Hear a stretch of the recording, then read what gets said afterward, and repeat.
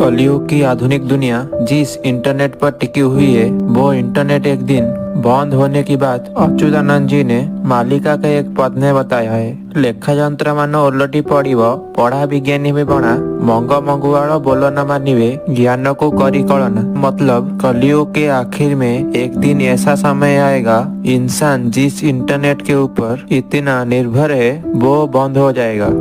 ऐसा तब होगा जब प्रकृति अपना भयंकर रूप दिखाएगी। उस समय सबसे संपर्क छिन्न हो जाएगा। बारिश के मौसम में बारिश न होगी, ठंड के मौसम में जितना ठंड होना चाहिए उतनी नहीं होगी, गर्मी के मौसम में आसमान से आग बरसने जितना सूरज का ताप रहेगा। बेवजह बारिश होने से फसल नष्ट होने लगेंगे जिससे अन्न संकट और अकाल दिखाई देगा। जिस विज्ञानी के ऊपर हम इतना भरोसा करते हैं वही हाथ खड़े कर देंगे। न उनकी दिमाग काम करेगी न उनकी बनाई हुई इंटरनेट। 2023 मसीहा से 2029 मसीहा के बीच में होगा संघार। इसके ऊपर अच्युतानंद जी ने यह पद लिखा है। यह पद का मतलब है 2023 से 2029 के बीच में प्रकृति के भयंकर प्रकोप के कारण सारी इंटरनेट व्यवस्था बंद हो जाएगी। सारे लिखने वाले यंत्र बंद हो जाएंगे। या तो ये नासा की बताई हुई सूरज की कोरोनल होल से निकली विंड से कारण या पृथ्वी पे भयंकर तूफान के कारण, कुछ भी हो सकता है। इसी बीच राजनीति में विराट परिवर्तन के साथ साथ राजनीतिक अस्थिरता भी दिखाई देगी जो कि देश के ऊपर इसका असर होगा। इसी बीच धर्म की प्रचार बहुत बढ़ने लगेगी। देश विदेश लोगों में भगवान के प्रति श्रद्धा दिखाई देगी। इसी बीच कलयुग का अंत और धर्म की स्थापना शुरू हो जाएगी। इसी बीच बहुत से पापियों का विनाश होगा। या तो ये भयंकर महामारी के कारण या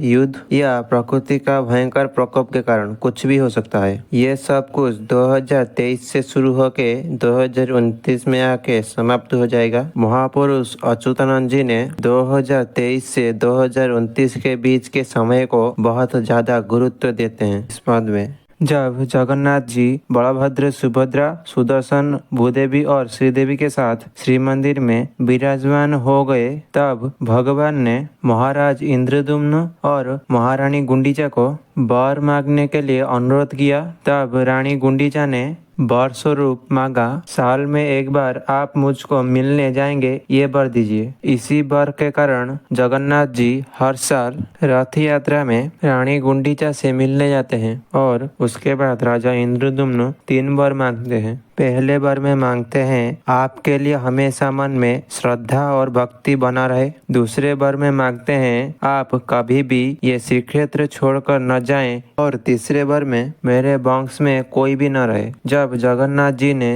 ये तीसरे वर का कारण पूछा तब महाराज इंद्रद्युम्न कहते हैं जब भविष्य में मेरे वंशज होंगे ये मंदिर का कारुकार्य और चमत्कार देखकर गर्व में अंधे होकर ये मंदिर मेरा कहेंगे। जब मेरे ही वंशज ये काम करेंगे तब मेरा धर्म नाश होगा, इसीलिए भविष्य में मेरा वंश का नाश हो जाए। उसके बाद भगवान त्रिबार सत्य करके राजा इंद्रद्युम्न को तथास्तु कर देते हैं।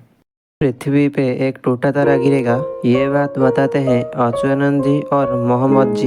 जब मोहम्मद जी मक्का से मदीना आए तब उन्होंने मदीना के मीनार पे लिखा कलयुग के भविष्य का घटना। मोहम्मद जी ने लिखा कलयुग में आसमान में एक नक्षत्र 33 दिनों तक सुंदर तरीके से दिखाई देके समुद्र में आ गिरेगा। इसके ऊपर अच्युतानंद जी मालिका में लिखते हैं यह पद। इस पद के हिसाब से मोहम्मद और अच्युतानंद जी बताते हैं कलयुग में एक बार ऐसा समय आएगा जब आसमान में एक तारा सुंदर तरीके से दिखाई देगी और उसके बाद वह समुद्र में जा गिरेगी जिसे समुद्र का जल अस्थिरता दिखाई देगी और वो स्थलभाग की ओर आएगी।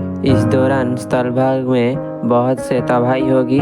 पानी कितने दूर और कितने ऊंचाई तक आएगी ये बात भी अच्युतानंद जी ने मालिका में बताया है। अगर आप इसके ऊपर वीडियो चाहते हैं तो नीचे कमेंट करें।